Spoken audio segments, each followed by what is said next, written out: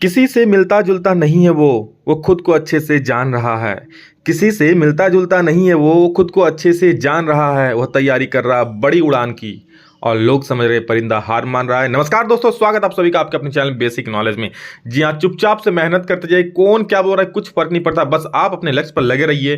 बिल्कुल सीना ठोक के मेहनत कीजिए। जब रिजल्ट आएगा तो आपका माता पिता का सीना गर्व से चौड़ा हो जाएगा। चलिए दोस्तों, आज के इस वीडियो में लोग देखने वाले हैं दोस्तों बिल्कुल ऑफिशियल क्वेश्चन। ये क्वेश्चन मैं नहीं बनाया हूँ, ये दोस्तों जैक बोर्ड द्वारा ऑफिशियल क्वेश्चन है।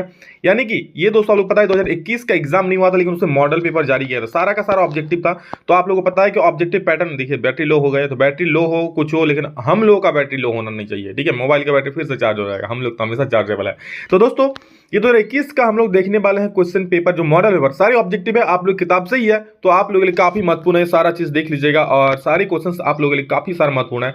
और कितना आता है, बहुत सारे क्वेश्चन आप लोगों को पता होगा क्योंकि मैंने मैक्सिमम क्वेश्चन करा चुका है। तो एक बार रिवीजन भी हो जाएगा, जो नहीं आते हैं उसको देख लीजिए और ताबड़तोड़ रिवीजन। दोस्तों एक सभी वीडियो का एक रिवीजन वीडियो आएगा, उसको देख लीजिएगा तो एग्जाम की तैयारी बहुत ही बढ़िया तरीके से हो जाए। और कुछ नए इंपॉर्टेंट क्वेश्चन होगा तो मैं उसको भी करा दूंगा। ठीक है, चलो देखते हैं क्या क्या सवाल है। तो दोस्तों हमारा पहला सवाल है कि सामाजिक गुब्बन नामक पुस्तक के लेखक कौन थे। तो दोस्तों इसके जो लेखक थे वो थे रूसो। ठीक है, कौन लेखक थे? रूसो इसके लेखक थे सामाजिक गुब्बन नामक पुस्तक के। नेक्स्ट क्वेश्चन 2 नंबर देखिए, जालियांवाला बाग की घटना कब घटित हुई? और ये फेमस सवाल है, 13 अप्रैल 1919। अब तो दोस्तों आप लोग नींद में ही पूछेगा तो बोल दो 13 अप्रैल 1919। जी पे मेदसिनी का जन्म कब हुआ था? जी हाँ, उनका बर्थडे कब था? तो 3 का सही उत्तर हो जाएगा जी हाँ 1807, यानी कि 22 जून। डेट पूछे तो 22 जून रखिएगा। 1807 ईस्वी में उसका जन्म हुआ था। अगला सवाल, साइमन कमीशन भारत कब पहुंचा? ये भी जानते हैं आप लोग, 1928 में पहुंचा था। नेक्स्ट, रेना पेस्ट क्या था? तो एक पशु रोग था। बस हम बता दे रहे जल्दी जल्दी, ठीक है, आप लोगों को पता ही है। प्रथम विश्व युद्ध कब हुआ था? ये भी अच्छा सवाल है दोस्तों। प्रथम विश्व युद्ध, द्वितीय विश्व युद्ध एक सवाल बन सकता है, आप लोग एग्जाम में तो अच्छे से देख लो ना। 1914 में दोस्तों प्रथम विश्व युद्ध हुआ था, 1914 से लेकर 1918, और दोस्तों 1939 से लेकर 1945 द्वितीय विश्व युद्ध हुआ था। अगला सवाल, स्पिनिंग जनी मशीन का आविष्कार। दोस्तों इसमें आप लोग का हिस्ट्री का भी है और ज्योग्राफी यानी भूगोल का भी है, राजनीति शास्त्र का भी है और साथ में आप लोग अर्थशास्त्र का भी, सभी प्रकार के सवाल है, इसलिए सभी वीडियो को ध्यान से देखिए। स्पिनिंग जेनी मशीन का आविष्कार किसने किया था? तो दोस्तों इसका जो आविष्कार है दोस्त वो किया था जेम्स हरग्रीव्स ने। ऑप्शन नंबर बी सही हो जाएगा। गांधी इरविन समझौता कब हुआ था? तो 8 का सही उत्तर दोस्तों हो जाएगा 1900, जी हाँ 5 मार्च 1931 में हुआ था गांधी इरविन समझौता। याद रखना 5 मार्च 1931 जो है ऑप्शन नंबर, ऑप्शन तो नहीं है, 5 मार्च 1931 हो जाएगा। अब दोस्तों आगे चलेंगे हम लोग। अब भूगोल में आ चुके हैं। निम्न में कौन सी एजेंसी सार्वजनिक क्षेत्र में स्टील को बाजार में उपलब्ध कराती है? सार्वजनिक क्षेत्र में स्टील को बाजार में कौन उपलब्ध कराती है दोस्तों? तो इसका सही उत्तर हो जाएगा कौन? सेल। जी हाँ, सेल क्या ये गवर्नमेंट सेक्टर है, पब्लिक सेक्टर है, तो वो उपलब्ध कराती है। भारत का सबसे लंबा राष्ट्रीय राजमार्ग तो NH7 होता है दोस्तों, याद रखना इसको। अभी NH44 भी बोलता है। ठीक, इनमें से कौन सी रबी फसल है? रबी फसल दोस्तों कौन है? तो इसका सही उत्तर दोस्तों हो जाएगा आप लोग का, आपको पता है रबी फसल कब? तो ये अक्टूबर नवंबर के आसपास बोई जाती है। ठीक है, अक्टूबर नवंबर के आसपास बोई जाती है। तो ये कौन सा फसल हो जाएगा? रबी फसल। जी हाँ, बिल्कुल सही जवाब, चना दोस्तों रबी फसल हो जाएगा। याद रखना चना क्या है? एक रबी फसल है। ठीक है, बाकी सब तो क्या है, खरीफ फसल है। तो 16 का सी बिल्कुल सही जवाब है, जो चना। नवीकरण योग्य संसाधन का एक उदाहरण, नवीकरण योग्य जिसको बार बार यूज कर सकते हो पर कोई फर्क नहीं पड़ेगा, तो वो जो है सौर ऊर्जा। जितना यूज करो करो, एकदम अथाह भंडार है सौर ऊर्जा का।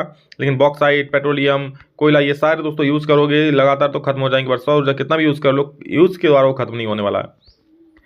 झारखंड राज्य गठन कब हुआ था दोस्तों? तो ये हुआ था कब? 2000 ईस्वी में दोस्तों। और डेट आप लोग कमेंट में लिख देना कि कब 2000 ईस्वी में, कब, कितना तारीख को, ठीक है, आजाद हुआ था। 1970 से 93 के बीच मध्य बेल्जियम में कितनी बार संशोधन हुआ था? तो 4 बार संशोधन हुआ था बेल्जियम के संविधान में।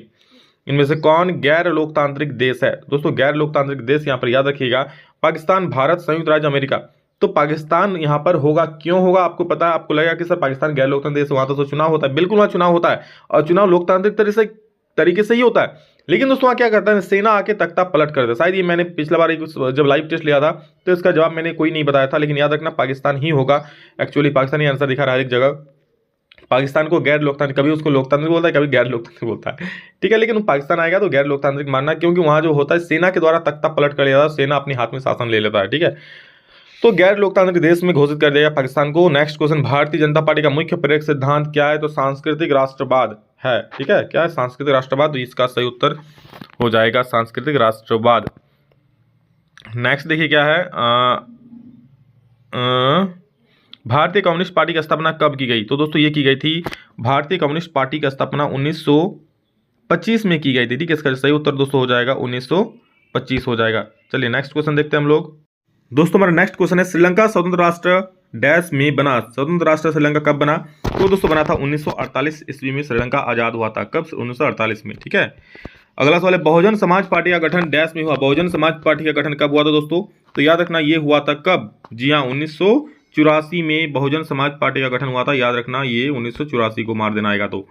ठीक है, भाषाओं को भारतीय देखिए ये ऑब्जेक्टिव टाइप पूछ सकता है, हो सकता है बहुत सारे ऑप्शन दे दे, तो आपको 1984 को टिक करना होगा। ये नहीं कि फिलिंदा ब्लैंक, तो फिलिंदा ब्लैंक से आएगा, ऑब्जेक्टिव आ जाएगा भैया।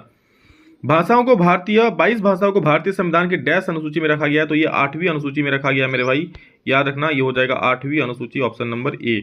नेक्स्ट क्वेश्चन हमारा है, विश्व व्यापार संगठन। अब दोस्तों हम लोग आ गए हैं किसमें? अब आ गए हम लोग अर्थशास्त्र में। विश्व व्यापार संगठन की स्थापना कब हुई? तो दोस्तों विश्व व्यापार संगठन की स्थापना, जो 37 नंबर सवाल है, ये हुआ था 1995 में। याद रखना विश्व व्यापार संगठन कब? 1995 में। अगर डेट पूछेगा दोस्तों तो कह देना 1 जनवरी 1995 में दोस्तों विश्व व्यापार संगठन का स्थापना हुआ था। तो हम लोग का 37 का सही उत्तर क्या हो जाएगा? 1 जनवरी। नेक्स्ट क्वेश्चन देखेंगे हम लोग, क्या है?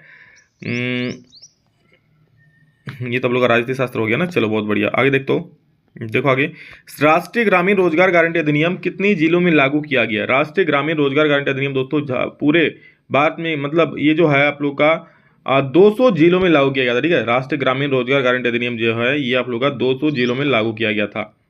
नेक्स्ट क्वेश्चन है, रोजगार की परिस्थितियां के आधार पर आर्थिक गतिविधियों को कितने क्षेत्र में बांटा गया है? तो रोजगार की परिस्थिति के आधार पर दोस्तों आर्थिक गतिविधियां यहाँ पर 2 क्षेत्र, एक संगठित क्षेत्र होता है, एक असंगठित क्षेत्र होता है। संगठित क्षेत्र क्या होता है? सुन लो अच्छे से ताकि एग्जाम में लिख पाओ, कुछ भी सवाल दे।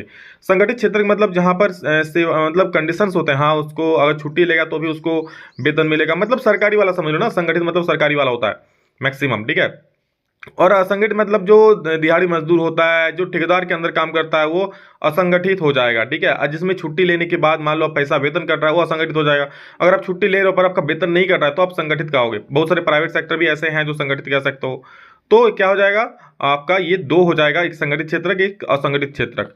नई आर्थिक नीति कब बनी? तो 40 का दोस्तों सही उत्तर हो जाएगा ऑप्शन नंबर डी। 1991 में नई आर्थिक नीति बनी थी, 1991 में।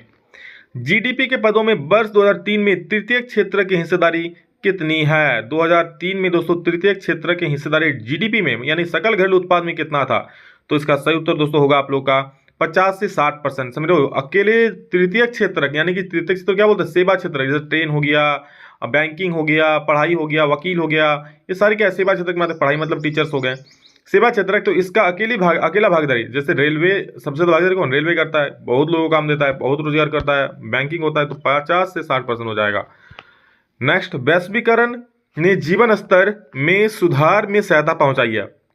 बहुत अच्छा सवाल देख लो, सभी लोगों के, विकसित देशों के श्रमिकों को, विकासशील देशों के श्रमिकों को, इनपुट में से कोई नहीं। तो इसका सही उत्तर दोस्तों होगा, जो वैश्वीकरण है ना सिर्फ विकसित देशों को ही ज्यादा लाभ पहुंचाई, विकासशील देशों यानी हमारे भारत जैसे देशों को इससे ज्यादा लाभ नहीं पहुंचा। क्योंकि दोस्तों वैश्वीकरण के द्वारा वो मतलब जो अंतर्राष्ट्रीय कीमत है उससे मुकाबला ही नहीं कर पाया भारतीय कंपनी से, समझ लो। तो इससे विकसित देश जो है उसी को ज्यादा लाभ पहुंचा है। किससे? वैश्वीकरण से। वैश्वीकरण मतलब क्या होता है? विभिन्न देशों के बीच अर्थव्यवस्था का परस्पर जो संबंध होता है ना, वही विश्व वैश्वीकरण कहलाता है। मतलब वैश्वीकरण, विश्वकरण, ऐसा समझ लो ना, विश्व के हर एक देश क्या करेगा? व्यापार करेगा। भारत जाके अमेरिका में व्यापार करेगा, अमेरिका आके भारत में व्यापार करेगा। तो मान लो अमेरिका आके भारत में व्यापार करे और कम सामान बेच दे, तो भारतीय लोगों से कोई सामान खरीदेगा नहीं। चीन आके भारत में कम सामान में दाम बेच रहा है, समझ लो, तो भारतीय लोगों से कम नहीं लेगा। तो इसे जो वैश्वीकरण है ना, ये विकसित देशों को ज्यादा फायदा पहुंचाया है, भारत जैसे देशों को नहीं, मतलब विकासशील देशों को नहीं। डैश क्षेत्र के अधिकांश श्रमिकों को रोजगार सुरक्षा प्रदान होती है। तो कौन सा क्षेत्र के अधिकांश श्रमिकों को रोजगार सुरक्षा प्रदान होता है? तो वही बोला संगठित क्षेत्र। संगठित क्षेत्र में जो रहेगा दोस्तों उसको रोजगार का सुरक्षा प्रदान होगा। वो छुट्टी लेगा तो फिर भी उसको वेतन नहीं कटेगा। ठीक है, तो सारा चीज है, 8 घंटे काम करना होगा। बाकी जो असंगठित क्षेत्र होता है 10-10 घंटे, 12-12 घंटे काम करना पड़ेगा। शोषण होता है भैया मजदूरों का असंगठित क्षेत्र में। देखते हो ठेकेदार आपके घर आसपास भी काम करते होंगे, लेकिन 12-12 घंटा खटते हैं, तब जाके दोस्तों 500-600 रुपया कमा के लाते हैं। विश्व व्यापार संगठन डैश देशों की पहल पर शुरू हुआ था। तो दोस्तों विश्व व्यापार संगठन कौन से देशों के पहल पर शुरू हुआ था? ये हुआ था, जी हाँ, विकासशील देशों के पहल पर। ठीक है, विश्व व्यापार संगठन, वर्ल्ड ट्रेड ऑर्गेनाइजेशन किसके पहल पर? तो विकासशील देशों के पहल पर 44 का हो जाए विकासशील देश। और दोस्तों अंतिम सवाल है, तृतीय क्षेत्र को डैश भी कहा जाता है। तो तृतीय क्षेत्र को औद्योगिक क्षेत्र, नहीं नहीं नहीं नहीं, सेवा क्षेत्र कहा जाता है मेरे भाई। तो तृतीय क्षेत्र कौन सा क्षेत्र कहा जाता है? सेवा क्षेत्र कहा जाता है। अच्छे से ध्यान से सुन लो। तो दोस्तों ये था आप लोगों का इंपॉर्टेंट, बता दूं ये 2021 का सेट 1 का था। आप लोग का बाकी सारे भी अपलोड कर देंगे, क्यों देख लेना एक बार। झारखंड बोर्ड का ऑफिशियल क्वेश्चन है, कहीं से भी झारखंड बोर्ड पूछ सकता है सोशल साइंस में। अच्छे से तैयारी करो और ऑब्जेक्टिव अच्छे से देख लो, रिवीजन कर लो। रिवीजन वीडियो भी आएगा, चिंता मत करो, अच्छे से देख लेना, वन शॉट रिवीजन। तो बस मेहनत करो, पढ़ो। आज की दिन आखिरी, आज की रात भारी नहीं, आज की रात बिल्कुल तबाही होगा, तबाही। ठीक है, लेकिन हाँ पढ़ाई करो, टेंशन नहीं लेना। एग्जाम ही तो है, आप जैसे कई विद्यार्थी आए एग्जाम दिए, ठीक है, आप जैसे कई विद्यार्थी आएंगे एग्जाम देके चले जाएंगे, तो टेंशन किस बात का है? बिल्कुल भी टेंशन मत लो मेरे भाई। चलो love you all, thank you, love you, next video में जल्द मिलेंगे, तब तक जय हिंद, वंदे मातरम।